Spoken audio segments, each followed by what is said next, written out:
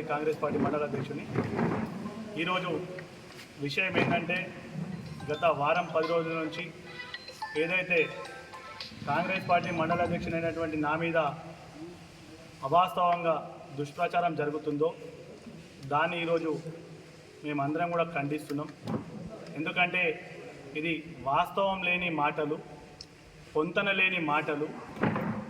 ఉత్తగానే నా ఎదుగుదలను వీళ్ళు ఓర్వలేక మా మీద బురద తల్లుతూ మేము డబ్బులు తీసుకున్నామని చెప్పేసి, మేము దుష్ప్రచారం చేస్తున్నామని చెప్పేసి, మేము దుర్భాషలు ఆడుతున్నామని చెప్పేసి మా మీద ఏవేవైతే పుష్టిస్తున్నారో ఇవన్నీ కూడా అవాస్తవం. నేను ఎవరినైతే నా ఇంటి దగ్గర తీసుకుపోయి పని చేయించుకున్న గవర్నమెంట్ హాస్పిటల్ అని చెప్తున్నారో ఇది కూడా అవాస్తవం. ఇవన్నీ కూడా ఏమన్నా ఆయన దగ్గర రుజువులు ఉంటే, ఏదన్నా ఆయన దగ్గర ప్రూఫ్ ఉంటే నేను బహిరంగంగా చర్చకు నేను సిద్ధమున్నా. నరసింహులు గారు వాళ్ళ టీంతోని ఎక్కడంటే అక్కడ మేము ఒకవేళ నిజంగానే పైసలు తీసుకున్నట్టయితే ఆయన ఎక్కడికి రమ్మంటే అక్కడికి వస్తాం. బహిరంగంగా చర్చకు రెడీ ఉన్నాం. ఆ చర్చలో పాల్గొంటాం. ఒక సైడు మేము ఉంటాము, ఒక సైడు మీడియా మిత్రులు ఉంటారు, ఇంకో సైడు వాళ్ళు కూడా ఉంటారు. బహిరంగ చర్చలోనే పాల్గొందాం, చర్చలోనే మాట్లాడదాం. ఏదైతే వాళ్ళ దగ్గర నిజాలు ఉన్నాయో వాళ్ళని ఏమంటారు బహిరంగంగా అందరికి చూపెట్టాలని చెప్పేసి మీడియా ముఖంగా అందరు కూడా చెప్తున్నా. ఒకవేళ చూపెట్టని పక్షంలో కంపల్సరిగా మేము ఈ విషయంలో కోర్టుకు వెళ్తాం, పరువు నష్టం దావా కేసేస్తామని చెప్పేసి మీడియా ముఖ్యంగా తెలియజేస్తున్నాం. అక్కడ శానిటరీ సూపర్వైజర్ ఆశ్రమం సాయిబాబు మీద ఒక రూమర్ పుట్టించిండు. ఆ విషయం మీకు కూడా తెలుసు.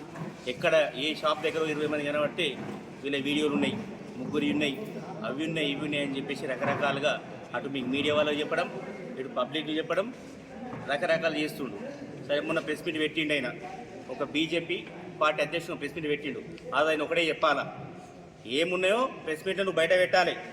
సాయిబాబా ఏముంది, నా ఇంకొక ఏముంది, ఆశ్రమం సాయిబాబా ఉంది, నువ్వు బయట పెట్టా, నా దగ్గర ఉన్నాయి అని ఈ ఫేక్ మాటలు చెప్పుకుంటా అటు పాపం మీడియా వాళ్ళని పరిచయం చేస్తున్నావు, అటు గౌరవ వృత్తున్నటువంటి ప్రభుత్వ ఆసుపత్రి సిబ్బందిని పరిచయం చేస్తున్నావు, ఇటు రాజకీయంగా మేము ఎదుగుతున్నామని మా ఎమ్మెల్యే గారిని, మా ప్రభుత్వాన్ని మచ్చ చేసేటట్టు నువ్వు ప్రవర్తిస్తున్నావు. ఖబర్దార్ నరసింహులు, నేను ఇదే మీడియా నుంచి ప్రశ్నిస్తున్నా.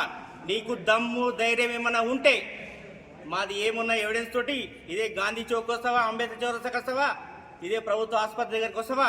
ఓవైపు మీడియా ఉంటుంది, ఓవైపు మేము ఉంటాం. ప్రతిపక్షంగా మీరు రండి, ఏం ఆధారాలతో వచ్చి నువ్వు నిరూపణ చేయుది. ఇష్టం ఉన్నట్టు మాట్లాడడానికి ఎన్ని గుండెలు మీకు? ఏం మాట్లాడతారు? మా ఎమ్మెల్యే మా పిఎల్ పైసలు తీసుకున్నారా?